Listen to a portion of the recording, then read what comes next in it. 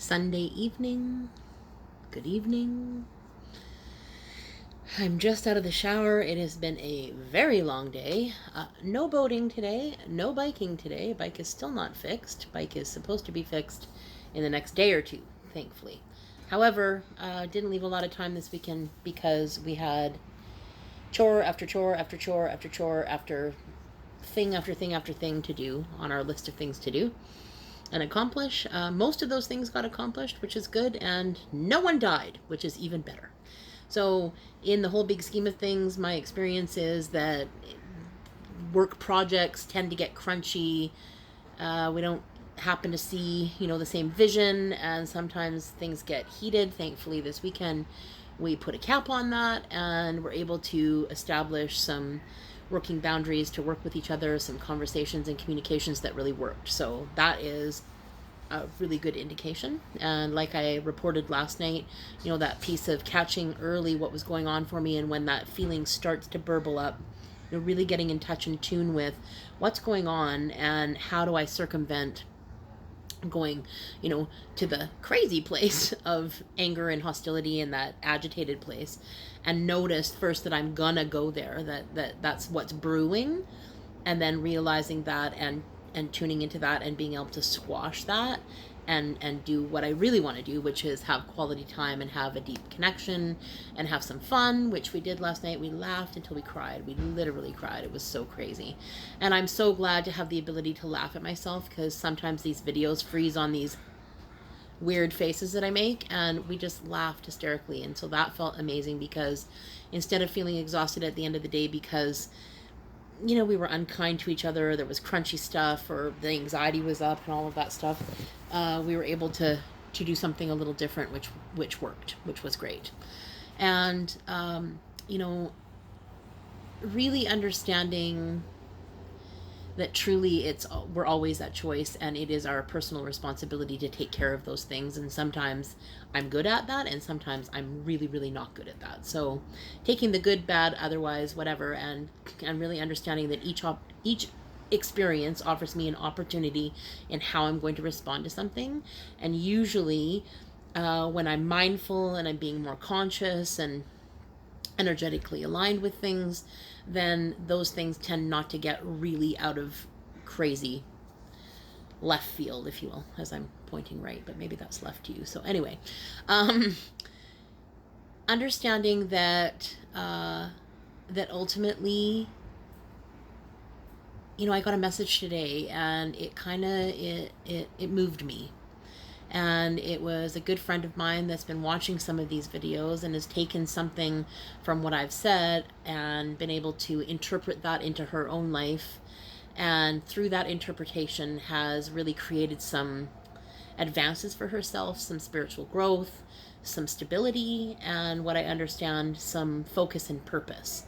And so that to me, today hit me like a ton of bricks. Like, wow, something that I've said, which is the intention in why I say it, is in hopes that at least someone out there is gaining some kind of strength, or re-energizing themselves, or aligning with, a thought that I might be having, or an insight, and then lending it to their own lives, and then focusing on what they can do, and then taking steps in their own lives, and effectively also including people that they are now inspiring to do other things in their lives. So it's a ripple effect.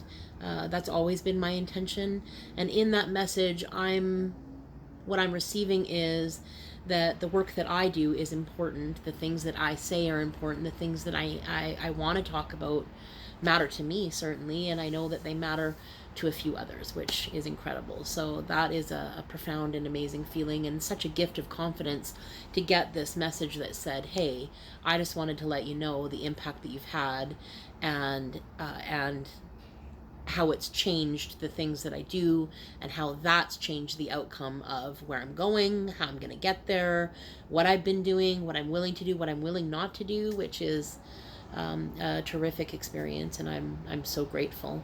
And so today we we're busy building the rest of our fence in the back so that our granddaughter can't get out into the alleyway, because people travel the alleys far too quickly, either on bike and or by car or some other kind of motorized vehicle, and she of course doesn't yet know not to just dart into there because it feels safe because she's at home. So that project's about 3/4 of the way done, I guess, and there's a part of me that's disappointed because I'd rather have it done. And for me, it's like, well, why is it so complicated? And the truth is, sometimes it's complicated. So usually I'd be kind of tense and kind of resentful that we weren't done at this point in time, that we had more work to do during the week when I feel like there was enough time to do it. And I can see and feel the shift in that too, the moving to the place of acceptance around, well, what is. So I can be pissy about it, and I can be, in resentment and resistance to it. But the truth is, we only got that far today, and that's okay. And ultimately, we get to design the life that we want. And I guess that's the reading, when I woke up early this morning, that's the reading that I started doing this morning was, we are in a place of not discovery, of creation, and how important that piece is. So that to me was pretty profound and moving, and I was really jazzed about that. And, what brought some things really into focus for me today was I had a can of pop and ate some popcorn right before bed last night. We watched a movie. We did something a little different than we normally do just to change things up. It was a Saturday night, kind of thing. Wasn't that much of a change, but ultimately all the snacking that I was doing before bed, say about 2 months ago, subsided, and I had been doing mostly very well around not having any kind of food after 8 p.m., certainly not snacking, not buying pop, chips, candy bars, candy, and not gorging on a nightly basis. And it was a bit of a habit that I got into, and it was certainly something that was just mindless and numbing. And ultimately, when I don't want to feel my feelings, we all do something to numb that place out. And it could be anything from eating, smoking, drinking, toking, working too hard, working out too much.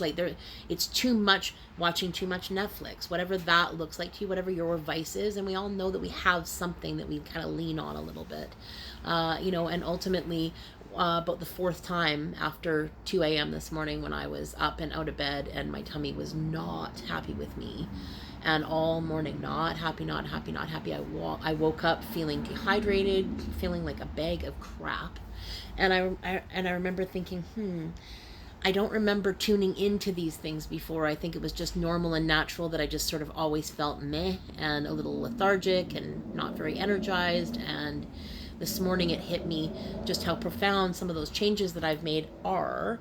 And not to say that it's a perfect science, because I am 47 years old. I'm quite sure that I, at some point in time in my life, will have popcorn again.